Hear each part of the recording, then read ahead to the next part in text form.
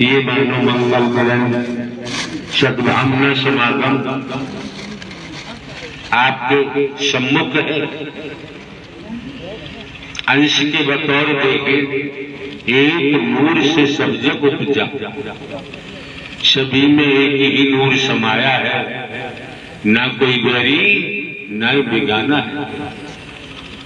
इस ब्रह्मांड में अपना कोई दुश्मन है ही नहीं। अगर दुश्मन है तो हमारे बेकार है, बेशन है। एक नहीं अनेक बेशनों में हम डूबे हुए हैं, बेकारों में डूबे पड़े हैं। अब ये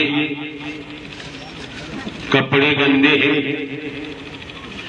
और इन गंदे कपड़ों को गंदे नाली के पानी में भिगोकर जब साबुन लगाएंगे, सर्फ लगाएंगे, तो निश्चित है साबुन सर्फ में प्लास्टिक सोडा की मात्रा होती है। कितना ही रगड़ो वस्त्रों को, आपके हाथ कट सकते हैं, गल सकते हैं। कपड़े का धागा धागा हो सकता है, गंदे नाले में भीगे हुए कपड़े साबुन लगाने के बाद भी साफ होने वाले नहीं है। अगर उन्हीं गंदे वस्त्रों को शुद्ध जल में पानी के छींटे लगाकर पानी में भिगोकर जब थोड़ा सा साबुन रगड़ेंगे, उससे कपड़ों को मसलेंगे, पीतना से पीटेंगे, तो कपड़ों की गंध निकल के बाहर आती है। और फिर वही शुद्ध पानी जल डालेंगे और गंध निकलेगी। बाल्टी में कपड़ों को भिगोएंगे, निचोड़ेंगे तो गंध निकलेगी। कई बार शुद्ध जल में कपड़ों को डुबोकर निचोड़ेंगे, तब पता चलता है कि कपड़ों की गंध दूर हो गई, कपड़े साफ हो गए। इसी तरह से हम स्वयं को देखें कि बाबा जी खड़े हैं, क्या बता रहे हैं। इन्होंने अपनी तंत्र विद्या के बारे में बताया। ये जाने इस संबंध में हम कुछ नहीं कह सकते। संसार में देखें अनगिनत तंत्र हैं, कोई कमी नहीं।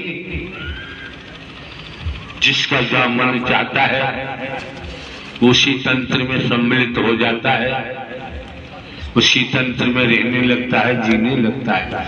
लेकिन इस मानव मंगल मिलन सद्भावना समागम में आपने आगमन किया है, आपकी मौजूदगी है, तो इस पर तो हम आपको जाहिर करते हैं। यहाँ कोई मिशन नहीं है हमारा, कोई संघ नहीं, कोई संस्था नहीं, न मिशन है, न संघ है, न संस्था है, और कुछ भी नहीं है।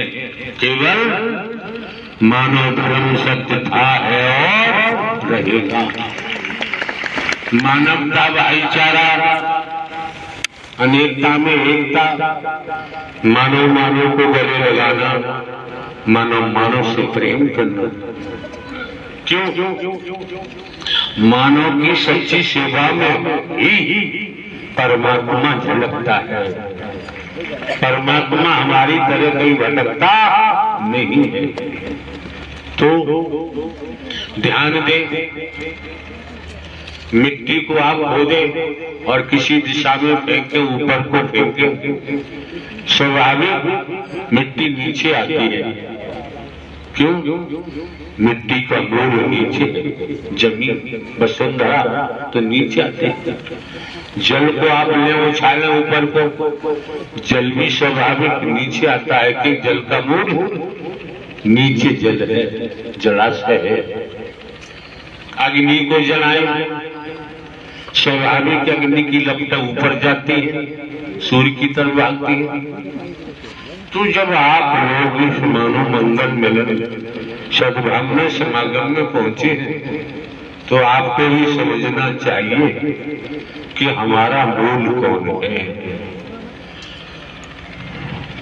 जब तक संसार में है तब तक आपके मूल माता पिता बेटा बेटी भाई जो भी है माता पिता हो सकते हैं, लेकिन रूहानियत के आधार पर देखें तो आपका हमारा मूल कौन है। अगर हम मिथ्या नस्ल की ही वशीभूत बने रहे तो श्रीमान जी ध्यान दे, तो श्रीमान जी मूल से दूर होते जाएंगे। और मूल से दूर होने का परिणाम क्या आता है, जरा ध्यान दे के सुनिए आप लोग। थोड़ी देर के लिए शांत बैठिए। उसका परिणाम क्या आता है मूल से दूर होने पर? मूल से दूर होने के बाद कर्म का आधार है, कर्म का आधार है। ये स्थूल शरीर है, कारण शरीर है, सूक्ष्म शरीर है, 5 कर्मेंद्रिय है, 5 ज्ञानेंद्रियां हैं, तो ज्ञान सबके पास है। दूसरे नारायण साकार ही परमात्मा ब्रह्मांड के रचयिता है। नारायण साकार हरि परमात्मा मायाधीश है, जीव माया अधीन है। और परमाया परमात्मा की दासी है। जब तक आप घर परिवार में रहते हुए, खेती बाड़ी नौकरी व्यापार करते हुए, जब तक माया पति की तरफ नहीं जाएंगे तो क्या होगा? कर्म का आधार है। कर्म के अनुसार हमें कर्म का आधार है। वर्तमान से भी समझ सकते हैं, खेत में गेहूं का बीज डाला है, समय आने पर गेहूं की ही फसल मिलेगी। चने का बीज डाला है तो चने की फसल मिलेगी। आपने अपने कमरों में कोठी में भूसा भर रखा है, जब खोलोगे तो भूसा ही तो निकलेगा। अनाज भरा हुआ है तो अनाज निकलेगा। मेवा मिष्ठान भरे हुए हैं तो मेवा मिष्ठान निकलेगा। गोल्ड डायमंड भरा हुआ है तो वही निकलेगा। कर्म का खेल, कर्म क्षेत्र। तो अब पुनः सावधान होकर श्रवण करें। जिन्हें हम गटर का कीड़ा कहते हैं, एक वैदिक काल का इतिहास बताता है। वेदों शास्त्रों पुराणों में आया होगा। जो महापुरुष वेदों शास्त्रों का स्वाध्याय करते हैं वो जानते हैं, नहीं करते हैं तो उनकी मर्जी। तो क्या होगा? कर्म के आधार पर हमारा, अगर आज हम मूल से दूर है तो क्या होगा? कर्म हमें गंदे नाले का कीड़ा बना देगा। वैदिक काल का इतिहास पुष्ट करता है। यही कर्म हमारा जो हम करते हैं, उसी से हम गटर के कीड़े बनेंगे। इसी कर्म से निम्न को के तनों में यातना भोगने के लिए जाना ही पड़ेगा। कोई संशय नहीं, कर्म बना देता है। अगर आप मूल से दूर भागे, मूल से दूर रहे तो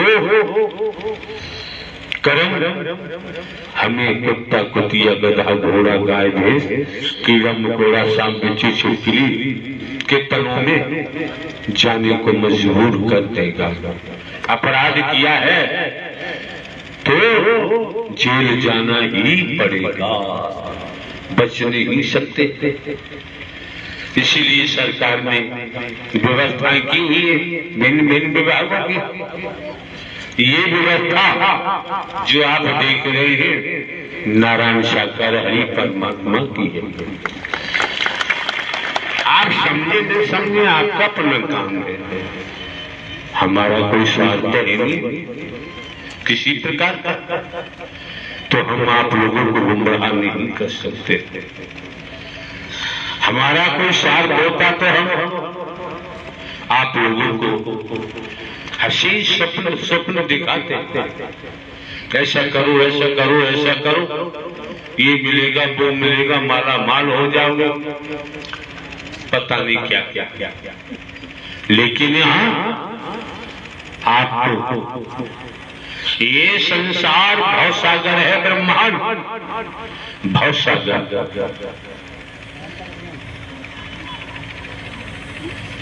आप समझ सकते हैं, आप लोगों ने देखा होगा, हमने भी खूब देखा, गांव देहात में रहे, गांव देहात में शरीर का जन्म हुआ है, हमने भी देखा। तालाब है, तालाब को सरोवर नहीं कह सकते, तालाब में विशेष प्रकार की घास होती है पानी में, क्या कहते हैं उसे, नाम तो हमें नहीं याद रहा। उस तालाब में जो घुस जाता है वो घास पैरों से लेकर ऊपर तक चिपक जाती है। जितनी उसे घास को हटाओगे उतनी घास लिपटती जाती है, बांध लेती है। अगर कोई पशु उस तालाब में घुस गया तो पशु की भी यही हालत होती है, ऐसी घास में फंस जाते हैं, फिर निकलना संभव नहीं हो पाता, मृत्यु हो जाती है। क्यों? अगर उस पशु को, उस व्यक्ति को निकालने कोई जाए बाहर से तो वो भी फंस जाएगा। अगर कोई निकालने की छलांग मारे, वो जानता है मैं भी फंस जाऊंगा मरूंगा, तो बाहर 10-20 लोग खड़े होते हैं या वृक्ष से रस्सा बांध देते हैं, वृक्ष से रस्सा बांधते हैं, 10-20 लोग खड़े होते हैं, रस्से को पकड़ते हैं, तो वो व्यक्ति रस्से के सहारे उस तालाब में उतरता है और जो घास आती है उसको हाथ से हटाता जाता, निकलता जाता, हटा, क्योंकि सपोर्ट रस्से का है। तो बाबूजी ध्यान रखो, आप लोग सुन लीजिए, ये संसार भवसागर है, अटेंशन होकर सुनो, सावधान होकर। ये संसार कैसे, राजा रहे न बलि रहे न औलिया, संतरी रहे न मंत्री, अधिकारी रहे न कर्मचारी, जो आया है सो जाएगा, राजा रंग फकीर।